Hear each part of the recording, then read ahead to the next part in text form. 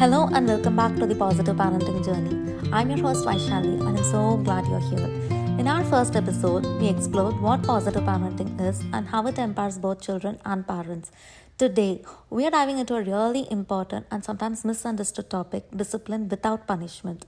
You may even think, is it even possible? How can we guide our children without yelling, threats, or timeouts? Let's explore. Discipline versus punishment. For a long time, discipline and punishment were used interchangeably, but positive parenting shifts that mindset. Punishment is always about control. It says, you messed up and now you'll suffer. But discipline, it actually comes from the Latin word disciplis, which means student. Discipline isn't about punishment, it's about teaching, and our kids, they're learning all the time.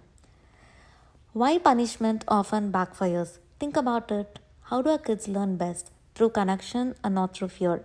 When we punish, especially in moments of stress or misbehavior, we miss the chance to teach.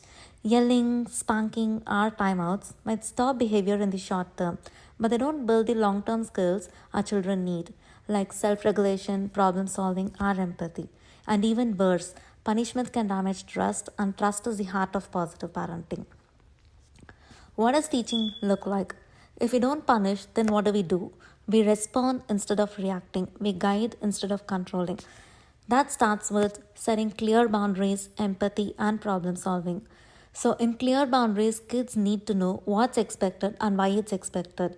So, empathy is recognizing the emotion behind the child's behavior, and problem solving is helping them understand the consequences and making better choices. For example, instead of saying, if you don't clean up your toys, no cartoons, try, I know you were having fun and now it's time to clean up.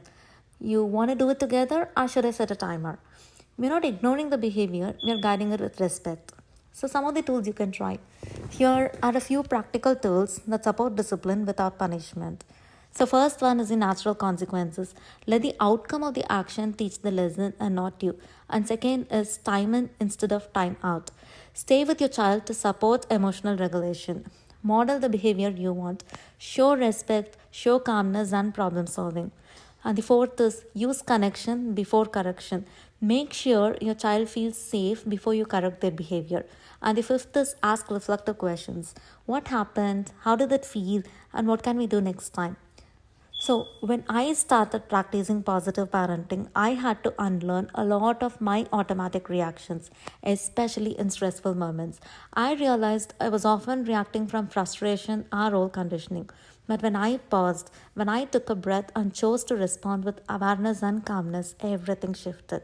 I wasn't letting go of the structure, I was building a better one that is based on respect, trust, and long term growth. Discipline without punishment is possible, it just takes practice. And like all parenting tools, we won't do it perfectly every time. But every time we pause, connect, and respond intentionally, we are showing our children what it means to lead with heart. Thank you so much for joining me today on the Positive Parenting Journey. If this episode helped you, I'd love for you to follow the podcast, leave a review, or share it with someone who needs a little encouragement today. You're doing great and you're not alone. Bye.